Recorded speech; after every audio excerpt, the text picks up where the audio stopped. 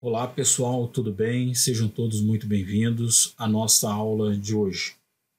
Bem, nessa aula nós iremos tratar uma continuação no nosso curso de Evolução dos Conceitos da Física.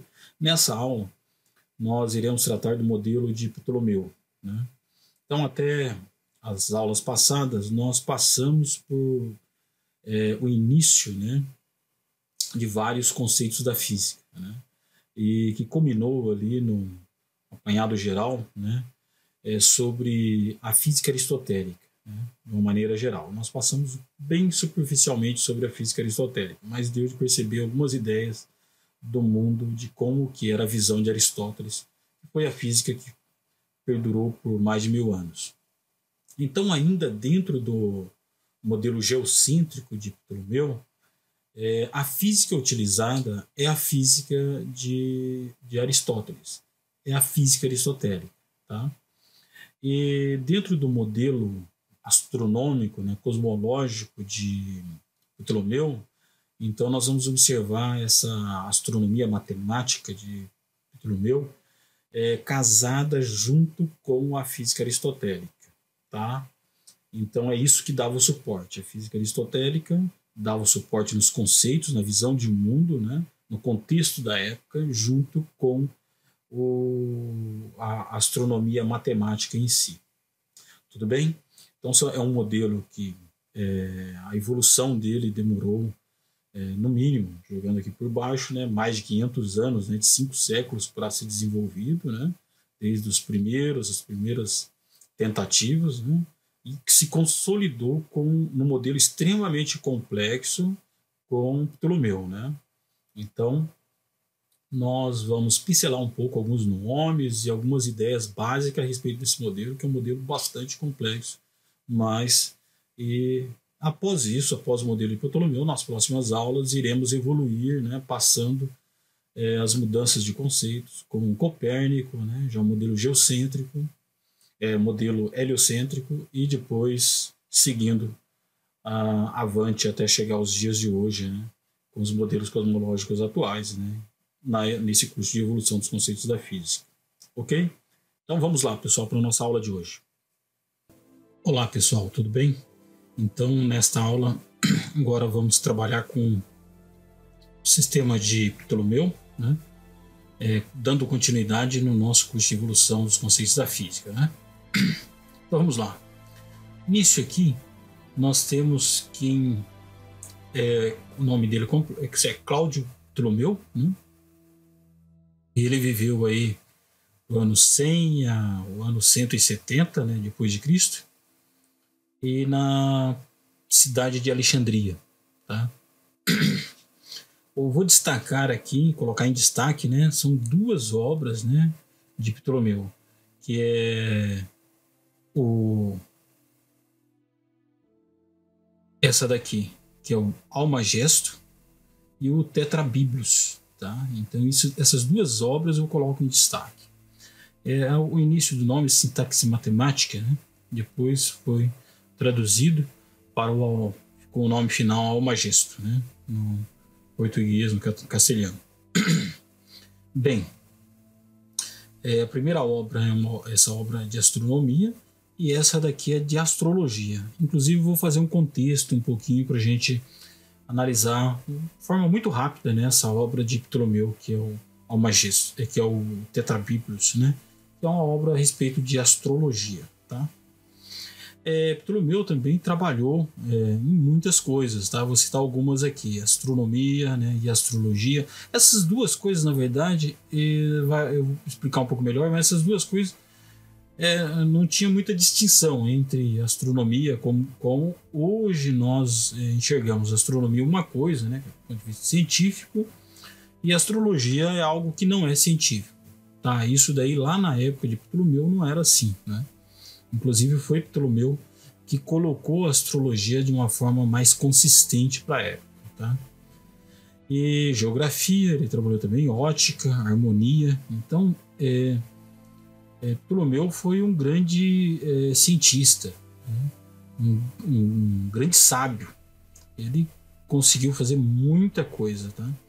Ele tem os livros que são Hipóteses do Planeta, Fase das Estrelas Fixas, Tratado de Ótica, compostos 5 livros de reflexão, refração, cor, espelhos. Então ele fez muitas coisas, tá? Ptolomeu provavelmente viveu aqui na antiga Grécia. Ele nasceu, né, na antiga Grécia, né? Só que viveu em Alexandria. Tá? Isso daqui foi usando a maioria dos registros históricos e dos historiadores concordam com esse ponto. Tá? Aqui é um ponto importante a gente lembrar desse caso fatídico lá, que é da Biblioteca de Alexandria, tá? Que foi nessa época aí, né, de Ptolomeu. Então, olha só, no ano de 47 a 48 aproximadamente, anticristo, houve um incêndio lá na Biblioteca de Alexandria, né? Aí colocaram fogo, né? Só que devido aos pergaminhos, eles não estavam todos lá por sorte, né? Não ficavam todos na biblioteca, eles ficavam espalhados pela cidade. E aí, devido a isso, por muita sorte, sobrou muito material, muita coisa ainda, né? Esse material. E então a Biblioteca de Alexandria ainda ali em Alexandria, era um porto de conhecimento, e a biblioteca era o ponto central, né? Até o ano de 400, né? Aí no ano de 400, 400 anos depois de Cristo, o imperador Teodósio, né, que é de Roma, condenou o fim da biblioteca por motivos religiosos. Okay?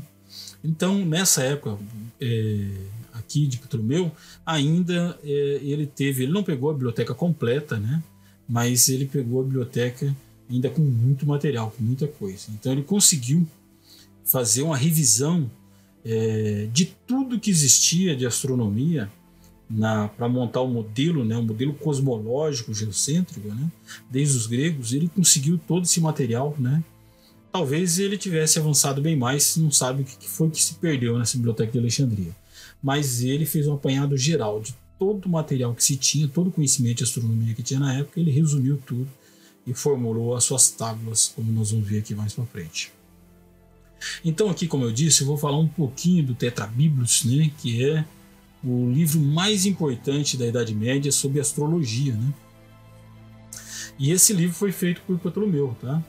É a obra do Ptolomeu, o Tetrabiblos. Aí alguém pode falar, mas espera um pouquinho, professor, Ptolomeu é um cientista ou é um astrólogo? O que é isso daí? Astrologia hoje não é ciência. Bem, hoje, né? Hoje não é ciência. Mas lá na época de Ptolomeu, a astrologia e a astronomia não tinham muita diferença. Elas eram tratadas do ponto de vista científico com o mesmo pé de igualdade, tá? Então, ponto importante aqui da gente destacar que essa relação entre os astros, né? Os astros e a Terra, né? E a Terra.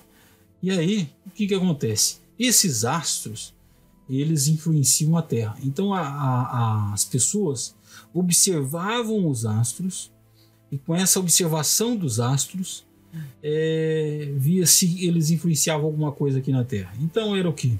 O movimento do Sol, da Lua, tinha coincidência entre a estrela tal, quando estava do lado direito do planeta tal, que nascia junto com o Sol, nessa época aqui, do outro lado, aí a enchente no Rio Nilo. Então, as datas festivas, né, o ciclo anual, né, do zodíaco. Então, as pessoas observavam tudo, né? Os observadores do céu, astrônomos, astrólogos, né? E nessas observações, eles observavam também entre outras coisas, por exemplo, o nascimento de uma criança. Nasceu quando? Nasceu sobre peixes. Nasceu sobre gêmeos. Nasceu sobre Capricórnio. Ok, então essa era uma coisa importante, que era anotado, né? O zodíaco, né? E a data de nascimento, quando foi o nascimento dessa criança. E aí, com isso daí também, eles começaram a fazer relação. Ó, um psicopata nasceu nessa época aqui e aconteceu isso. Uma pessoa que tem um tal temperamento nasceu nessa época, tarará, e assim por diante. Quando as pessoas ficavam doentes, né? Ficou doente porque a lua estava sobre não sei o quê. Também era tudo anotado. Tudo isso fazia parte de anotações e correlações quando a relação do que estava acontecendo nos astros em relação à Terra, tá? E esse é um ponto importante, que esse livro aqui, o Tetrabíblios, ele passou a ser um material muito importante para o quê? Para a medicina na Idade Média. Vai lá desde o século II DC aí, de Ptolomeu, né? Quando ele escreveu o livro, até vamos 1500 para não jogar muito, DC ou mais, tá? Então a medicina dessa época aqui era tratada dessa forma. Então o médico, quando a pessoa ficava doente, o médico chegava na casa e queria saber a data, o horário, como que era, quem estava, por quê?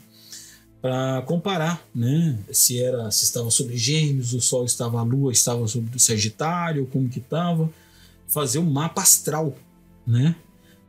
Relacionado dessa pessoa e junto no momento que essa pessoa fica doente para fazer. E tinha todo um estudo que relacionava a medicina, estava relacionada com a astrologia, a medicina da Idade Média, tá? Então era muito importante estar associado a isso daí.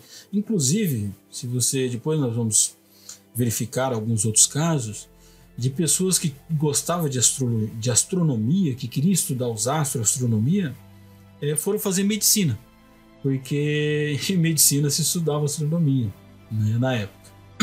Okay? O médico tinha que saber bastante astronomia. Ok? Então essa era a que se chama de correlação, né? Uma coisa no céu que aconteceu, nos astros em si, e as coisas na Terra, doenças, coisas, tudo era relacionado dessa forma. Tá? Então dentro deste contexto aqui, né, que nós estamos falando do século, aqui, ó, né, em Ptolomeu, é que nós estamos neste momento aqui tratando, né, no nosso curso de evolução dos conceitos da física, né? Bem, então um trabalho muito importante aqui, que inclusive baseei para olhar esse assunto, que é do Roberto de Andrade, né, o Roberto Martins. O Roberto Martins, ele trata desse assunto, astronomia, astrologia, desse livro aqui, né, que é pouco trabalhado, Tetrabíblios de Ptolomeu, relacionado com medicina, né, e com a física aristotélica da época, que estava compatível. Então, segundo o Roberto Martins, a física aristotélica estava em casamento com o Tetrabíblios aí da astrologia, ok? Bem, então aqui algumas coisas importantes da gente notar é o seguinte, o nome do livro até chegar no Almagesto, né?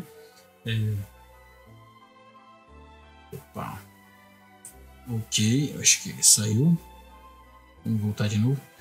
O nome aqui, até chegar no Almagesto, né, vem do grego, né, mathematic, sintaxis, depois passa no árabe, né, Almagestum, e depois vem para o latim, Almagestum, né.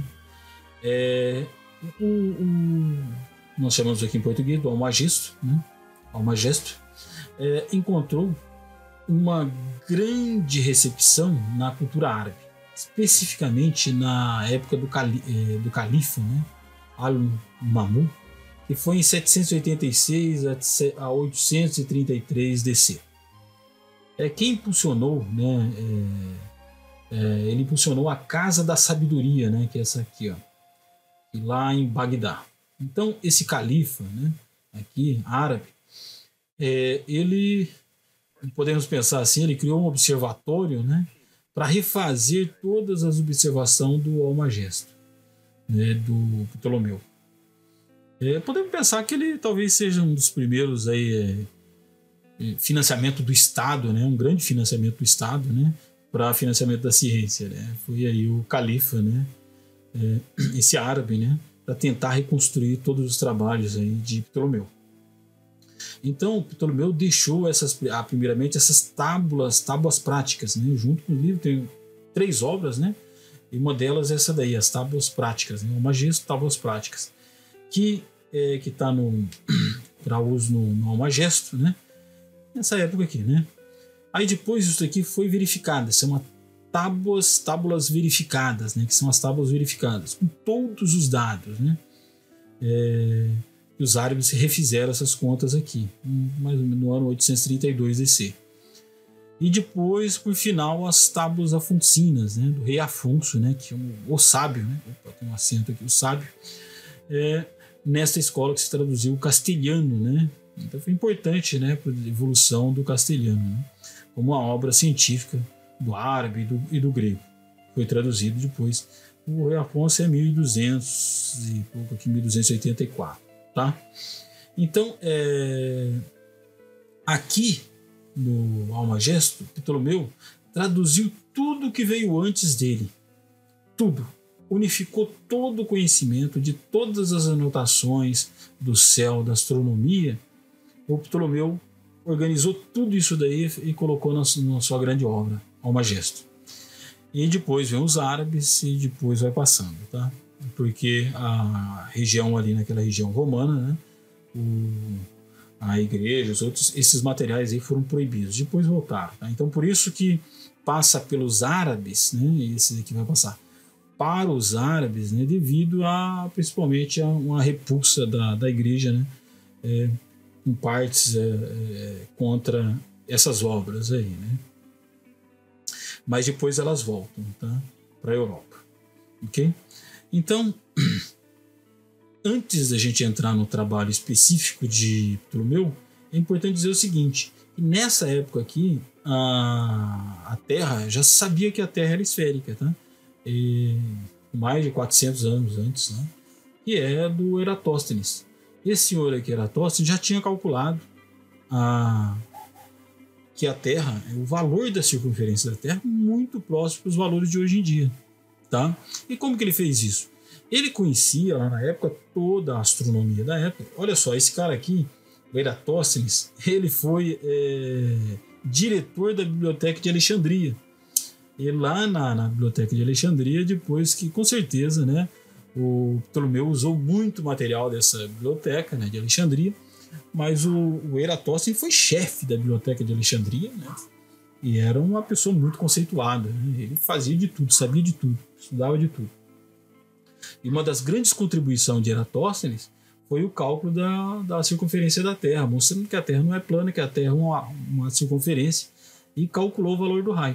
Como que ele sabia? Por que ele fez a previsão que essa onda é plana dos raios solares? Porque ele sabia na época que se ele levasse em conta esse ângulo aqui de fechamento, que a Terra fosse plana, não batia com os ângulos de abertura, com todos os dados astronômicos que se tinha até na época.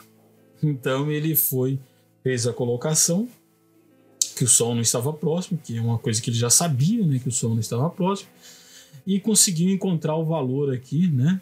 Se você tem um ângulo, ele mandou medir essa distância, tem toda uma história ali que ele pagou a pessoa para viajar, né? Que eram os medidores, né? E essa distância aqui foi em torno de 800 quilômetros, tá? Entre Alexandria e Siena. E então, com isso daqui ele tinha um ângulo de 7,2 graus, com raios paralelos, é o ângulo interno da abertura da Terra.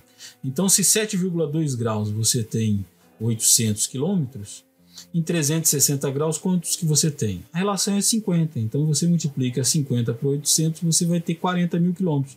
Essa é a circunferência da Terra, tá? Calculado já por Eratóstenes antes. Então tem todo um debate, se você discutir isso aqui, tem bastante conta, matemática, ângulo, astronomia antiga, né? Que seria uma aula específica só para debater todos os trabalhos, cálculo de Eratóstenes. Não vamos fazer isso nessa aula aqui, ok?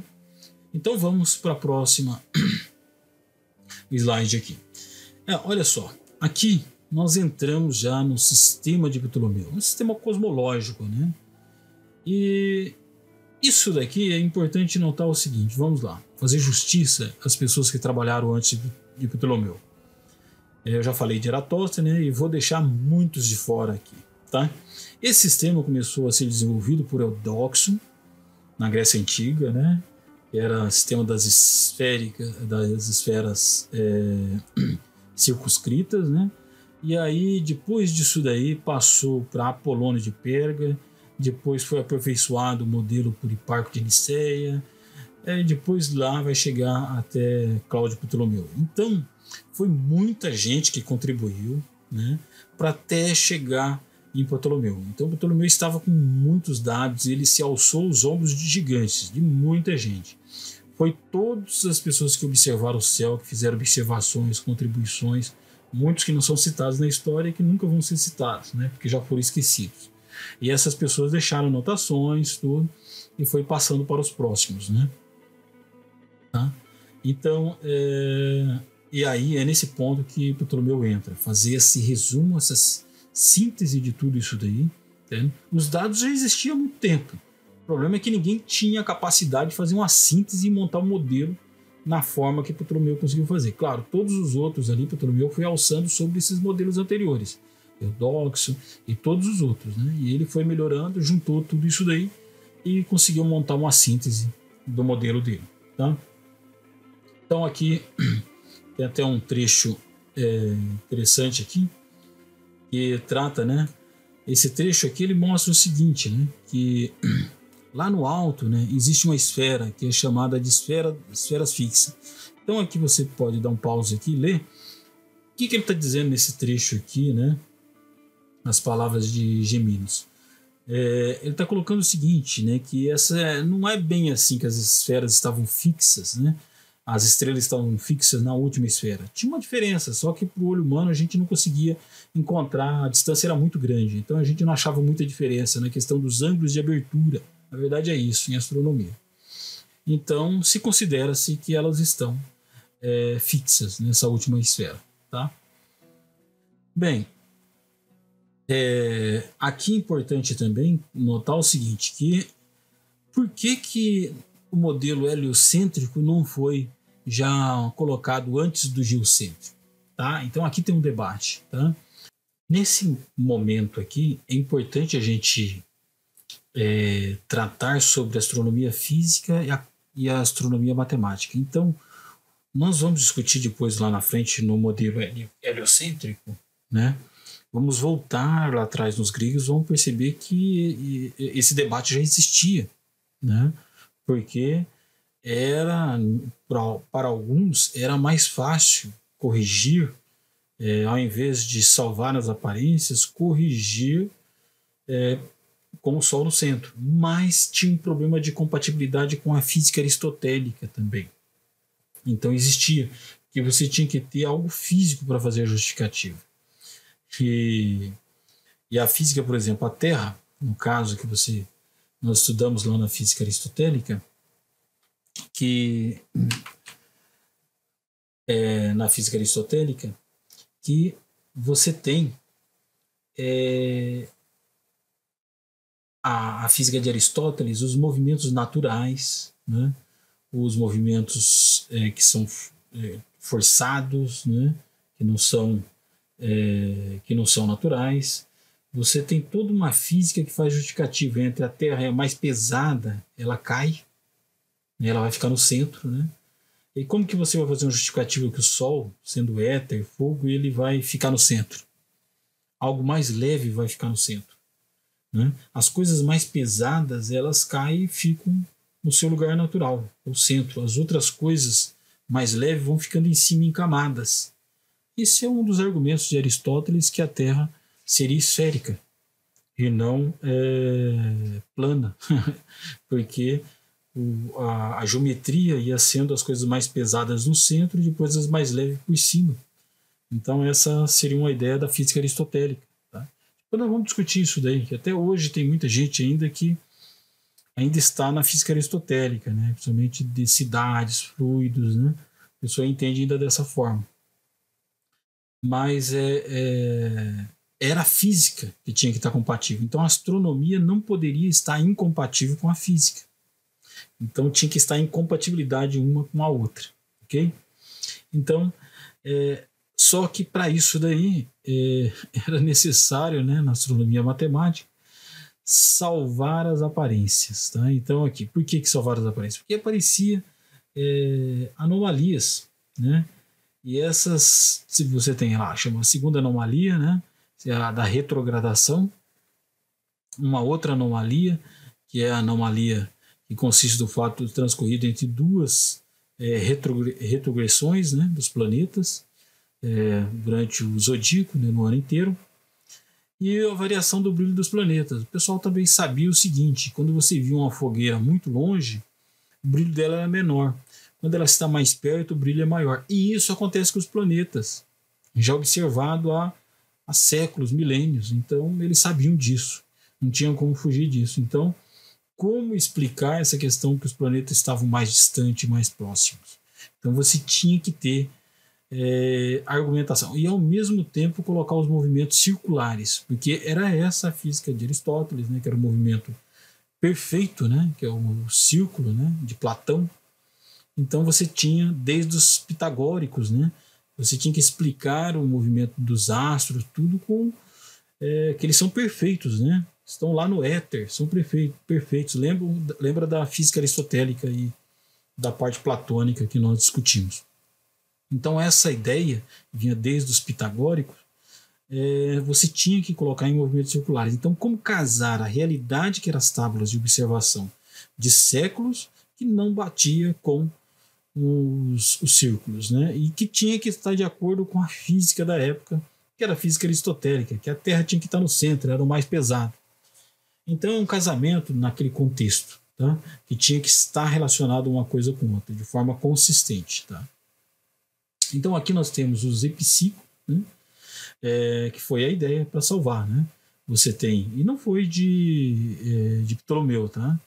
Então você tem um epiciclo, a Terra está no centro, e aqui está o planeta, e o planeta ele vai fazendo um movimento com o centro dele aqui no deferente, né? E o deferente vai fazendo esse outro movimento aqui. Tá? Então, o movimento do planeta vai ser algo assim. Tá? E aí você tem também o excêntrico. O excêntrico é o quê? Aqui está a Terra e aqui está o Sol. O Sol não está movimentando. Aqui o Sol está movimentando com velocidade constante, mas em relação ao quê? Em relação a esse centro aqui, não a Terra. Tá? Então é uma outra surpresa também, quando você vai olhar um pouco mais de profundidade o modelo de Ptolomeu, nós percebemos que o Sol não gira em torno, né, da Terra em si, né, que é o centro ali. Sim, em torno da Terra, mas com velocidade constante é em torno de um outro centro que não é na Terra, inclusive uma distância bem grande. Então eles, com todas, tudo isso daqui para casar os dados, né, tinha que estar de acordo, os dados, as tabelas, né, com o modelo. Tá? Então é um modelo bastante complexo. Tá? Ainda estava esquecendo, ainda tem a questão do equante ainda, que é mais um ajuste fino, né, com relação a velocidades constantes para você conseguir dar conta dos resultados também. Tá? Então as tabelas eram as anotações e tinha que bater uma coisa com outra. A matemática tinha que estar de acordo com os dados observados. Tá? E lembrando que nessa época, e até só foi possível chegando ali em Ptolomeu, que a matemática estava em desenvolvimento. Né? Desenvolvimento ao mesmo tempo que as observações eram feitas, os modelos eram planejados, né? Mas faltava às vezes matemática, e a matemática era criada e assim por diante. Tá? Lembrando que os números complexos, números negativos, a aritmética, a álgebra, demorou muito tempo. Se a gente olhar a história da matemática, a gente vai vendo que isso foi um processo. Né? A evolução na Arábia, depois na Índia, depois volta. É uma evolução, não foi simples, né? Precisava de matemática também. Né? E evolução disso aí. Ok?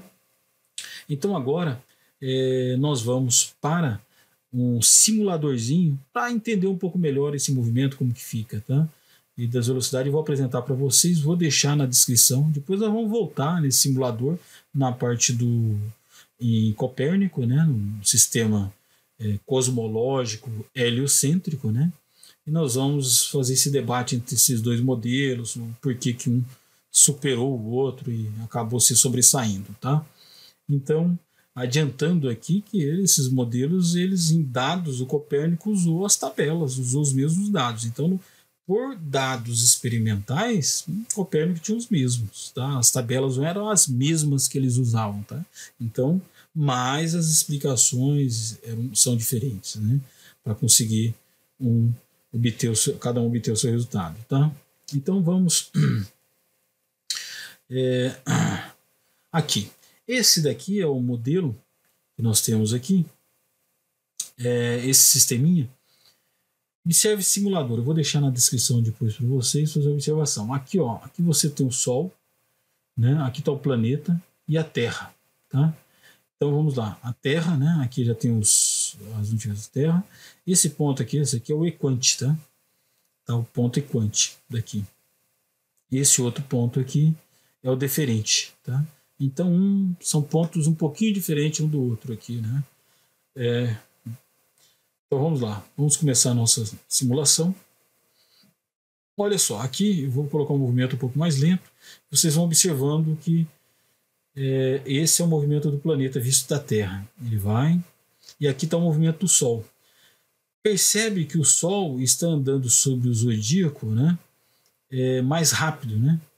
E aí o planeta anda um pouco mais devagar, e tem hora que o planeta ele faz um movimento ainda que é esse retrógrado, né? Esse movimento retrógrado. Isso aqui, os dados aqui é para o planeta Marte, mas você pode colocar outros dados aqui para os outros planetas, tá? E você vai observando, né, o movimento. Então da Terra aqui, você começa a observar da Terra onde que estão o Sol, né? Está apontando em que direção, né? Onde que está o Sol ao longo do ano, né? Ele está o movimento do Sol. E o movimento do planeta também, aqui no caso o planeta Marte. Tá? Ok? Bem, pessoal, então vamos por hoje, eu fico por aqui e espero que vocês pelo menos eu tenho colocado bastante dúvidas, né? Vocês tenham ficado mais curiosos para entender o modelo de Ptolomeu, né? E entender melhor, né? A astronomia, entender um pouco da época, né? Nós vamos continuar, né? Sobre esse assunto, né, dos modelos cosmológicos aqui. Nas próximas aulas nós vamos para o modelo de Copérnico, né, e estudando um pouco, nós vamos ter que colocar algumas variáveis para entender um pouco de astronomia da época, né, mas não dá de entrar muito com profundidade. Mas eu vou deixar aqui com vocês o link desse sistema aqui, que esse é um sistema muito bom, né, ele tem várias simulações aqui, do sistema solar, explicações, tá? Que você pode entender um pouco melhor. Tá? Na próxima aula e nas próximas nós vamos discutir um pouco mais a matemática desse negócio aí, para vocês entenderem o grau de dificuldade que estamos aqui, como que se a gente usaria uma matemática mais de hoje, né, para entender o sistema de Ptolomeu principalmente. Tá? Nós vamos eu vou colocar algumas coisas aí, um pouco de Fourier e tal, né, dependendo do andar da aula, ok? Então, até uma próxima aula, pessoal. Um abraço.